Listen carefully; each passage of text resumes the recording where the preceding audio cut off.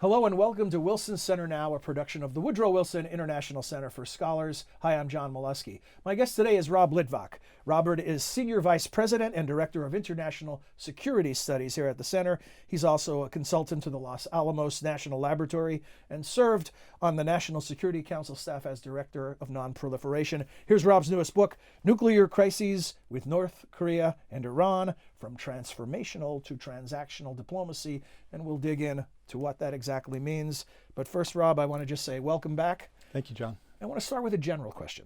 I was sharing with you before we began recording that I interviewed one of our fellows recently with the Kennan Institute, Jonathan Hunt, and his specialty is looking at nuclear cooperation during the Cold War between the U.S. and the then Soviet Union. And one of the things we started to talk about is then now, fast forwarding to present times, what's the equation look like now? You've devoted a big chunk of your professional life to stopping the spread of nuclear weapons, or at least understanding how they spread or don't spread. The bottom line question people often ask, are we safer now? Where are we? We think about nuclear issues in three categories: vertical proliferation, horizontal proliferation, and terrorism. Vertical proliferation, as it suggests, relates to the level of armaments among nuclear weapon states. 1,000, 13,000, 12,000, whatever it might be. Horizontal proliferation refers to the number of states possessing nuclear weapons, and terrorism relates to non-state or state actors that use nuclear weapons in terrorist modes. I am a nuclear optimist, basically. I see real dangers ahead, but consider where President Kennedy thought we might be at some future point when he was speculating at the United Nations in 1962, gave a speech and he said, we might live in a world of 35 nuclear weapon states. And that became an impetus for the Nuclear Non-Proliferation Treaty. We don't live in Kennedy's nightmare scenario world. There are 9 nuclear weapon states. There were the 5 permanent members.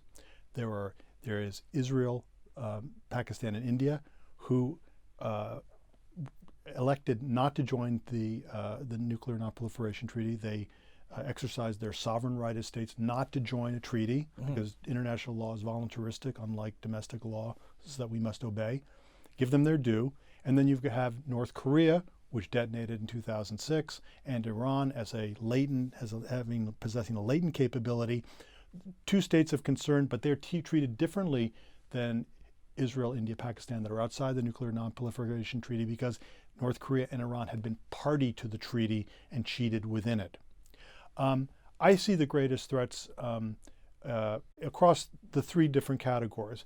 In terms of vertical proliferation, we see Russia, the United States, re-emphasizing the importance of nuclear weapons. In the United States, many of our systems are obsolescent, so we have a debate about modernizing them. And that modernization debate has been conflated with a debate about the missions that nuclear weapons should have, whether they're usable or not. Yes. On the horizontals, but those stockpiles are lower than they. Much lower than the Cold War eras, yeah. But the stockpiles are being modernized, and then the question pertains to possible utility. There are those who feel that nuclear weapons should just be used to deter other nuclear weapons. There are other analysts who focus on the possible utility of nuclear weapons, like low-yield weapons, and how they might be used in different military contingencies. It's a contentious debate because once you start getting to low-yield nuclear weapons, then that begs the question: why not just use a conventional ordnance in a precision-guided mode and have the same result? Because any use of nuclear weapons of whatever yield would be kind of an epoch-changing, development. Yes. It wouldn't be just another weapon.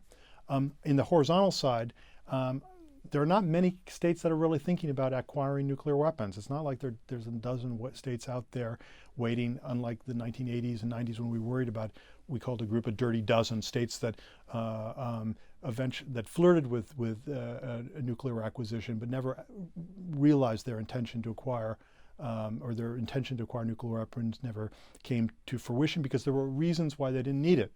We have alliances. And extended deterrence. Most countries don't feel they need nuclear weapons. They're expensive, and there is this normative quality. Even though non-proliferation, there are states that have, there's just a general presumption that acquiring nuclear weapons is not a norm in international system. Yeah.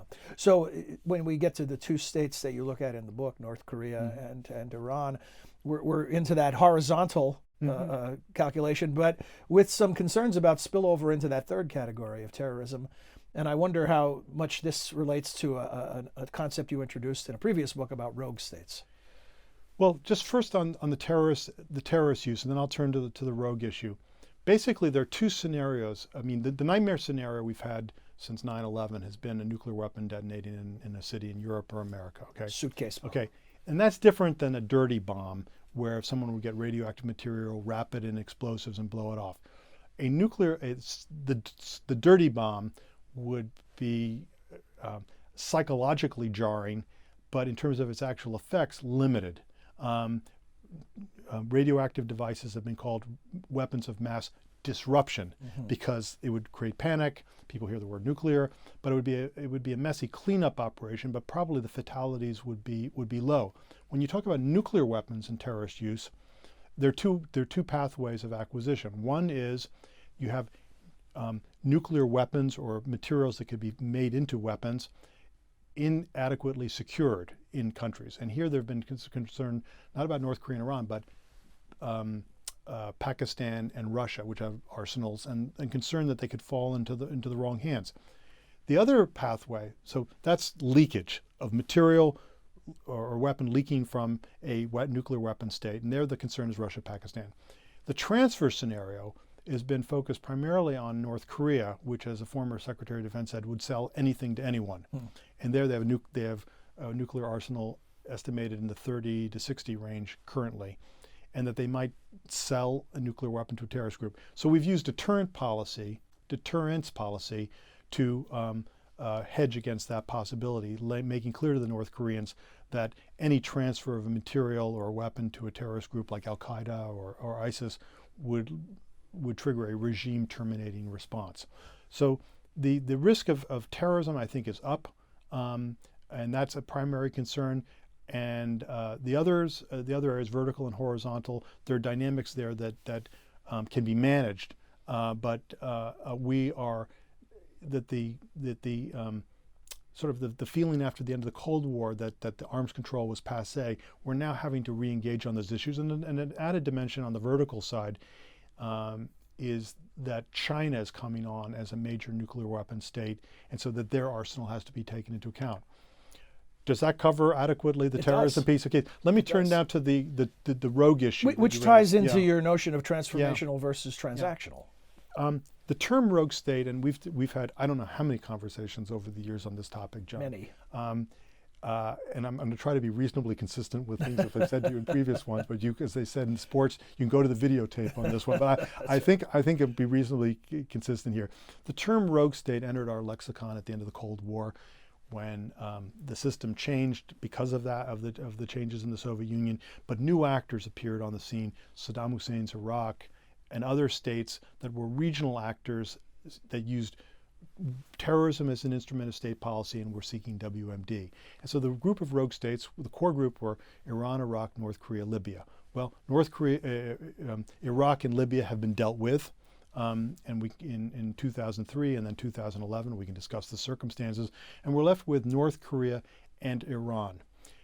North Korea crossed the nuclear threshold in 2006 and has a large arsenal. As a former director of the Los Alamos, but they have a hell of a lot of nuclear weapons, between 30 and 60.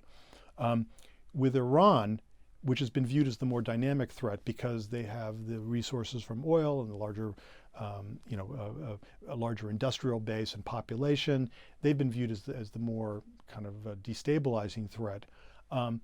There, the challenge is not limiting an arsenal that exists, but rather preventing Iran from acquiring an arsenal by constraining its access to weapons-usable material, which in the Iranian case is primarily highly enriched uranium.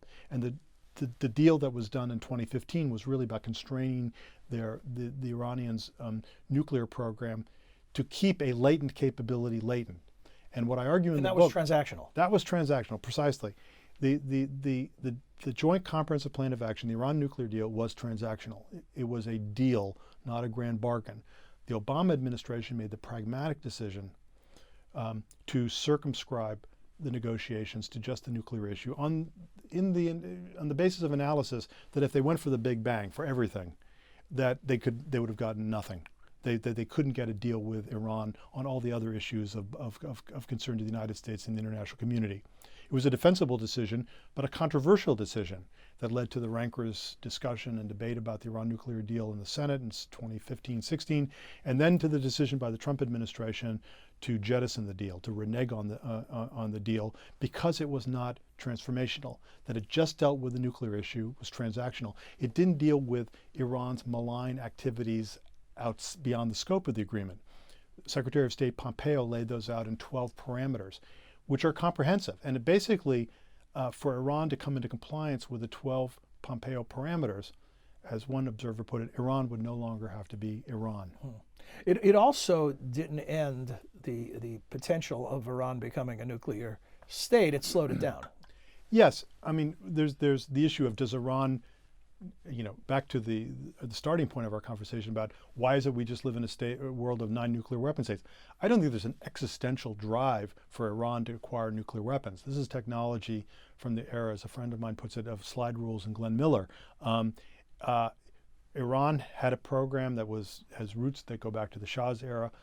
It's during the Iran-Iraq War, when they thought they might need this type of unconventional capability, they flirted more with the nuclear intentions. They were at war with Iraq, and Iraq was pursuing nuclear weapons. But basically, the Iranian program is not the Manhattan Project. It's not get a bomb as quickly as possible. It's determined, it's incremental. But Iran, as their president, former President Rafsanjani said, they don't need a weapon. All they need to do for their neighbors is to show them that they could get a weapon if they chose to have one. And that implicit threat, so to speak, is adequate. It's not a drive to get the bomb. So it's about keeping this latent capability latent. It sounds a lot like containment. It is a form of containment, and that's been America's playbook, that when states have been unable to kind of fully integrate into the international system, and integration is our primary, what the political scientists call grand strategy, when that's not available, our default alternative has been containment. It's not been regime change a la Iraq in 2003. So you can't get a rogue nation to be part of the normal world order, but you may be able to negotiate with them. The threshold question is, can you do a deal with rogue states? Because for the opponents of transactional diplomacy of the kind that was done with Iran in 2015, the argument is not just that it doesn't address the areas of outside, beyond the scope of the agreement, Iran in Syria, Iran in Yemen, etc. It's the core issue of where does the threat emanate? Does it emanate from the capabilities and the behavior, or from the regime itself? And for the transformationalists, they not only want to take on this broader agenda, but for them the definition of threat is linked to the character of the regime. So if you want to turn off the bad behavior, you really have to go to the character of the regime.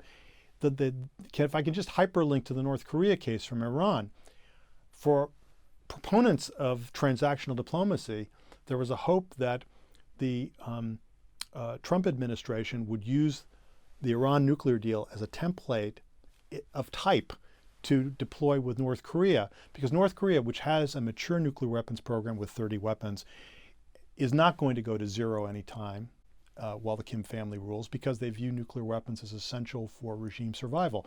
So when zero is not on the table, 30 is better than 100, and by some projections they could get up as high as that. So the hope was pursue transactional diplomacy with North Korea to constrain its capabilities. But here's where the ironies abound, is that President Trump jettisoned the JCPOA with Iran in favor of the transactional, and he eschewed a transactional approach with North Korea, saying he wasn't going to do a JCPOA type deal with North Korea. So with both Iran and North Korea now, the Trump administration aspires for the transformational. With Iran, it's those 12 Pompeo parameters that require comprehensive change.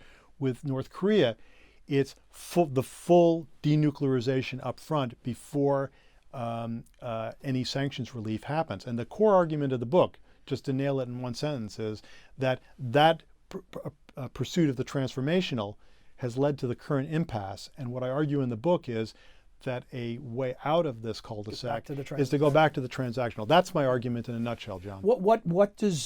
How does Trump's two different approaches to the two different states inform your thinking about the big picture?